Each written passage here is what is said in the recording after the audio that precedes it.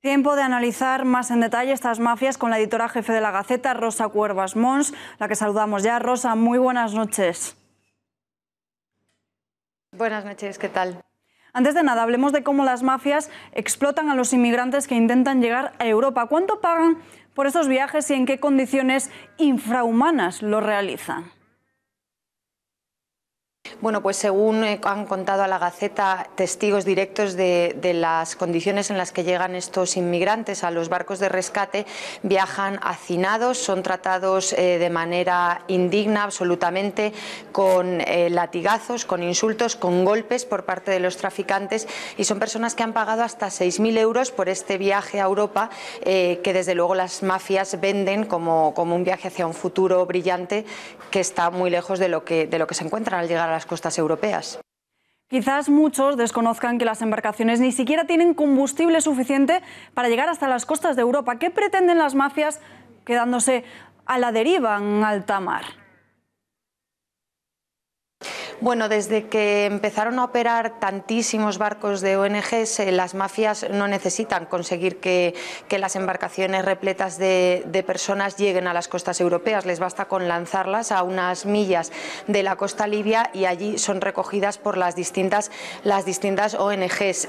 Tal es el tráfico y tan rutinaria la marcha de idas y venidas de los barcos de las ONGs que muchos hablan ya de un servicio de taxi. Los inmigrantes, cuando se les acaba ese combustible para un breve viaje, se quedan a la deriva. Las mafias contactan con las ONGs directamente en algunos casos y los barcos acceden a los lugares donde están estas barcas a la deriva y rescatan a los seres humanos que en ellas se encuentran. Italia y Grecia ya han sufrido las consecuencias de que la buena voluntad y humanidad de que sus líderes provoquen un efecto llamada que les haga incapaces de asistir y acoger a las decenas de miles de inmigrantes que llegaron a sus costas. ¿Debemos temer esta situación en España a partir de ahora?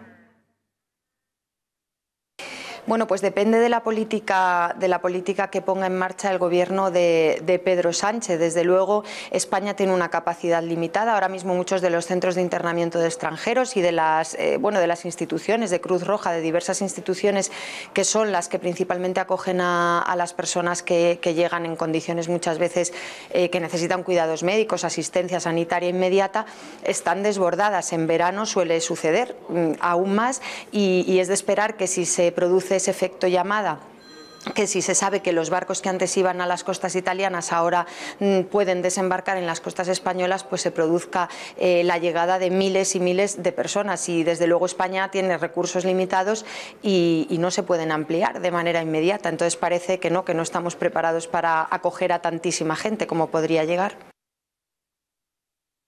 La mayoría de las embarcaciones parten desde Libia, pero ¿hasta qué punto la primavera árabe ha permitido el auge de estas mafias? Bueno, cuando el dictador Muammar el Gaddafi estaba en el poder en Libia, advertía, lo hizo en numerosas ocasiones, advertía a Europa del peligro que corrían si dejaban pues de alguna manera descontrolado el tráfico de seres humanos en los países del norte de África.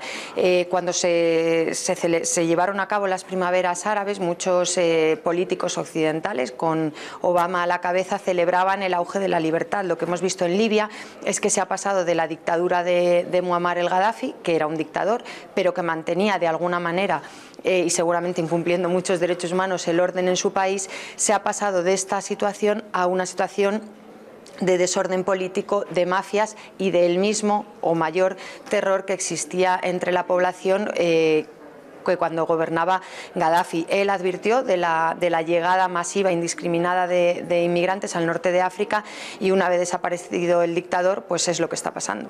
Y ya por último, Rosa, ¿puede Europa asumir la llegada masiva de inmigrantes sin provocar un colapso económico y social? Pues yo creo que es evidente y de sentido común pensar que no.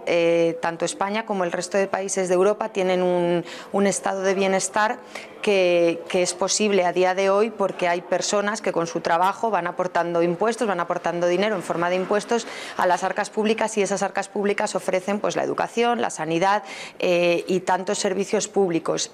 Si de repente España y otros países de Europa que no están precisamente en una situación de desahogo económico empiezan a acoger a gente hacer universales esos servicios y se reduce el número de personas que aporta con sus impuestos, va a haber un desequilibrio económico.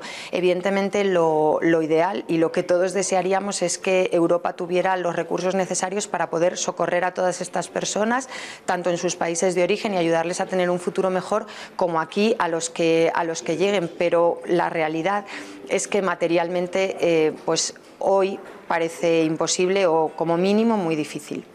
Rosa, gracias y muy buenas noches. Buenas noches.